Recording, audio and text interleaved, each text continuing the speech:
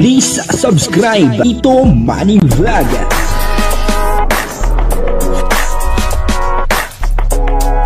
Payagan po si Tito Manny Vlog na mag-reactor para pambiling gamot sa kanya pong karamdaman. Wala man siyang records ng ng away. Nakakatuwa naman po itong si Carla, talaga pong napaka-seryoso niya. Kapag ka po siya ay may nakakausap o kaya may tinatanong po sa kanya. At dito may nalaman po tayo na talagang sobrang saya daw niya po nang maranasan niya po ito. Alamin po natin kung ano po yung kanyang naranasan na talaga nga namang hindi po makalimutan ni Carla. Papanoorin po natin yung video at bibigyan po natin yan ng konting reaction. Pero bago po yan, ako muna po bumabati sa inyo lahat ng magandang umaga, magandang tanghali at magandang gabi sa inyo lahat mga kapatid. Saan man kayo ng panig na mundo naroon ngayon, ay mag-iingat kayo palagi at pagpalain kayo ng ating Panginoon. Maraming salamat din po sa patuloy na tumatangkilik sa aking YouTube channel at nanonood sa aking video reaction. Patuloy lang po natin suportahan sila Kuya Bal Santos Matubang, Kalinga Prab at Edna Vlog, Jack Tapia at siyempre yung mga kasamahan ko po sa Kalingap na Reactor. Ganun din po yung mga charity vlogger na Kalinga partner. Ito po yung video na kung saan ay talagang seryosong sinabi ni Carla na talagang sobrang saya daw niya po at talagang hindi niya po makakalimutan sa buhay niya itong nangyari pong ito. Ang kabuuan po ng video ito ay mapapanood po natin sa YouTube channel ni Kalinga Prab. Para sa iyo, Pao, gaano kahalaga sa isang teenager ang magdibu? Para sa iyo? Siguro depende sa teenager pero mahalaga siya kasi once in a lifetime lang ganun. Parang hindi mo na siya pwedeng ulitin. Ano ba yung feeling kapag nagde-debut? Parang pag nagdemo kasi mas mararamdaman mo na ka na. Parang nag-step out na sa pagiging bata. Step up. Step out, lumabas. Basta parang doon ma-feel na, ay, matanda na ako. Ay, legal na ako, gano'n. Okay. Si Carla naman. Ikaw, Carla, para sa'yo, bilang isang dalaga na teenager, gaano ka-importante sa'yo ang pag-debut? Kuya, syempre sobrang mahalaga. Kaso depende din po sa siguro sa kalagayan ng parang estado ng buhay, ganun. Kasi syempre may mahirap baga po na di naman nakakaranas ng So yun. Pero siguro malaking fulfillment sa katulad nating teenager na yun makaranas ng ganung kasi doon mo isang beses lang kasi yun, di ba? Yes. So ano ba yung pakiramdam tuwing andun ka na yung mismong araw ng debut, ano yung feeling? Kasi nag-debut kayo sa Kalingap Kuya, sobrang saya. Tapos syempre madami baga pong blessings yung natanggap mo. Tapos syempre pa lang yun, di ba? Nung nag-debut ka, wala ka pang isang taon sa Kalingap, no? Yes po. Galing, swerte.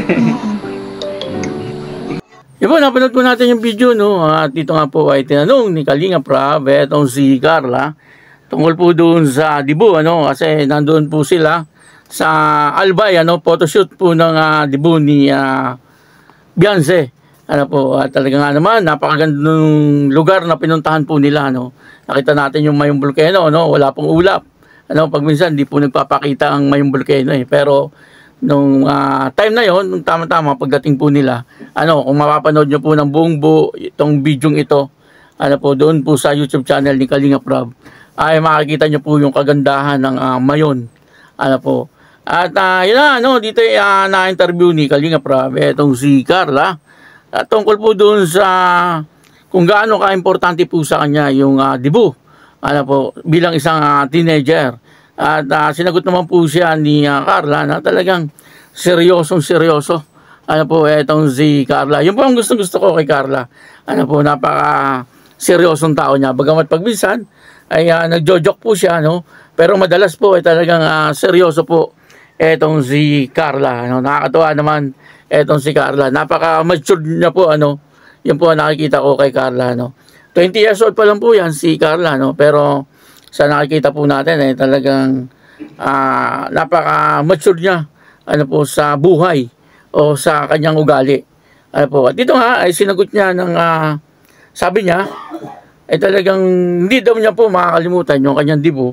Nakita naman po natin yung kanyang dibo nung kanyang birthday nung siya ay 18 years old. Nasa Kalingap na po siya noon at talagang in grande. Napakaraming handa at napakaraming blessing.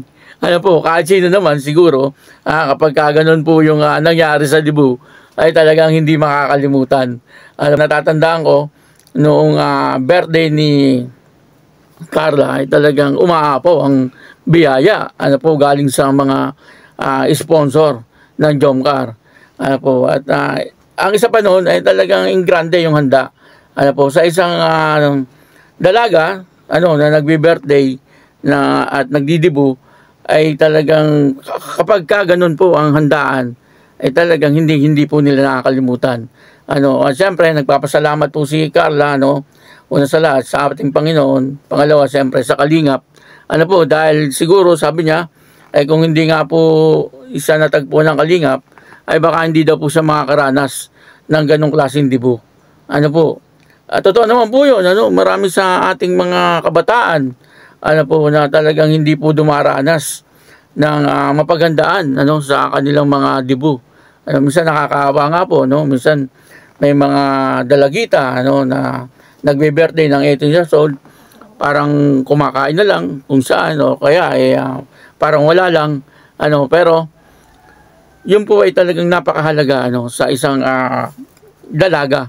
Kasi kagaya nga po ng sinabi ni Pau, kumbaga dun yun po yung edad na parang nakalampas ka na sa kabataan. Papunta ka na doon sa pagiging dalaga. Doon po sa 18 years old na yon. Kaya pinaghahandaan po talaga yun Kaya si Carla isa po sa nakaranas ng ingranding handaan para sa kanyang dibo. At yun na nga po ang pinagpapasalamat niya. Hindi daw po niya makakalimutan yung mga nangyari doon po sa kanyang birthday. Hindi naman daw po lahat ng dalaga ay pinagpapala or binibigyan ng malaking biyaya pagdating po sa kanilang mga birthday na 18 years old. Po, bibihira din lalo na po sa panahon ngayon na medyo mahirap ang buhay. Po, minsan yung iba ay talagang pinapalipas na lang. Po, ang sabi nga nila edad lang yan. Pero para sa akin bilang isang ama ay napakahalaga po noon sa isang anak na dalaga na mapagandaan din kahit konti po yung birthday sa dibo. Po, kasi siyempre isa po yun sa pinakamahalagang parte ng buhay ng isang dalaga. Po yung pagiging 18 years old. Po yung dibo. Kaya yun, maraming salamat po sa inyo lahat.